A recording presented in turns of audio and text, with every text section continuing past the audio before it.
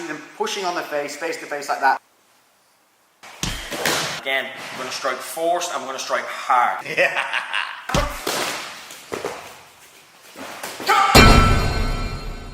What's up, guys, and welcome to episode 2 of Street Fight Survival, and I'm back here again with the one, the only, Hazard Harvey.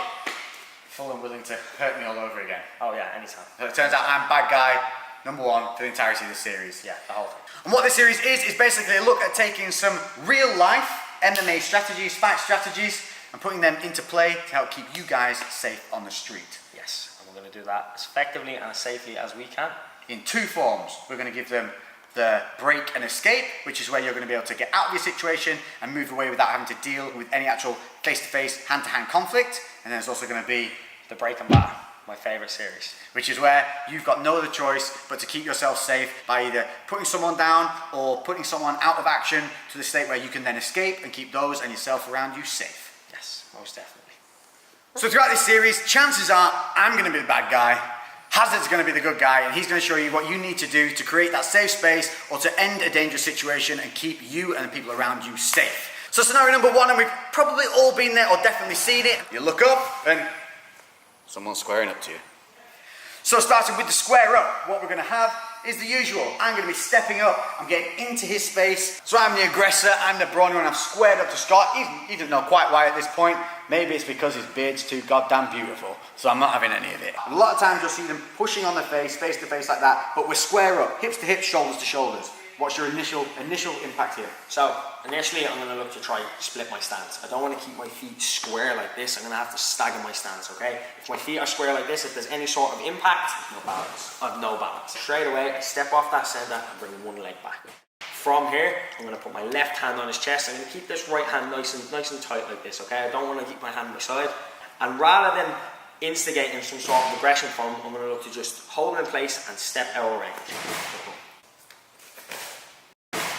Okay, from here, again, keeping my hands aware and just being aware of my surroundings. We give ourselves that real easy ability to just slide back, keeping our balance and also dealing with any forward pressure. So there you have it, a real simple way of getting yourself out of that danger zone the moment someone squares up. That's the break and escape. Now, as we all know, things can turn a little bad. We can feel a little more threatened where we have to make sure that we're not the ones that are going to get hurt. Yeah. In that case, we need the break and batter. So I'm going to come at you, aggressive, you're going to step back. As you step back, I look like I'm going to possibly do something. Stepping off, hand on that chest, big, straight right hook, straight to that chin. Bam. Okay, right. Making sure I'm loaded up on that hand, and again, I'm going to strike forced, I'm going to strike hard, making sure we land a big shot so people around know. Obviously, if he has any friends or anything around, they know you're not messing around. Bam. Big hook, straight away, sliding out of range again. You're going to look for that step back, load that weight on the back foot, and just make sure it's a strike and move away. And that is all you're going to do. It's a preemptive this. Everything about this is just making sure that you feel safe. So in real time, what it would look like. Let's go. Step up. Yeah. Fuck it up.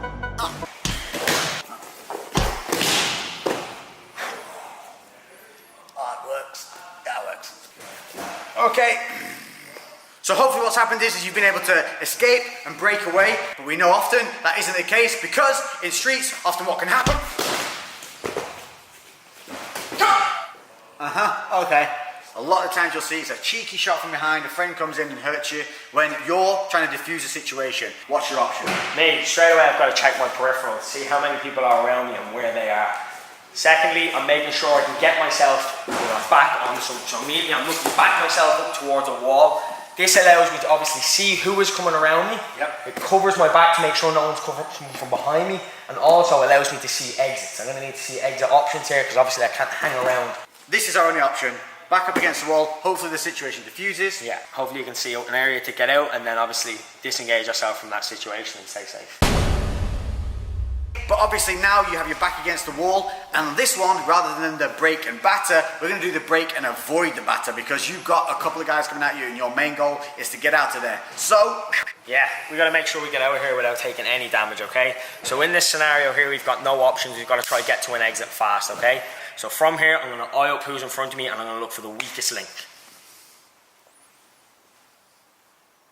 think we know who that is, okay? So from here, I'm gonna look to sprint off this wall as fast as I can, shoulder barge straight into them, similar to a spear, just shoulder barge straight to them. The final one we're going to take a look at today is the worst case scenario, and that's that maybe there's been a kerfuffle, something's going on, but at the end of it, what has happened is you've been pushed and ended up On the floor. So we've ended up on the floor, and that is the worst place we want to be. Our goal here is to simply get back to our feet and get back to safety. So, We've ended up here, okay? It's very, very important that we get back to our feet as fast as possible and as safely as possible, okay? So what I'm going to look to do is I'm going to look to use my legs to maintain some sort of range. I'm going to post up on my hand, okay? From here, I'm keeping my other free hand free to block any opposing strikes, anything that could be coming at me, just looking to protect my head, okay? From here, I'm going to lift my hips up. I'm going to bring my leg back. And I'm back to my feet, nice and safe. so we've had the break and escape, and as always, break and batter. Again, we've got to make sure we're getting back to our feet here, and we might not have much space to do so, okay? In order to maintain that range, I'm going to look to use my free leg to strike as hard as I can on that knee joint. Go straight through it, okay? From here, posting up on that hand, same thing again. Lifting those hips, big back step, and disengage. So in real time, so you guys can see what it'll look like. Comes in, pushes you, gone down, I'm coming in hard. Amazing.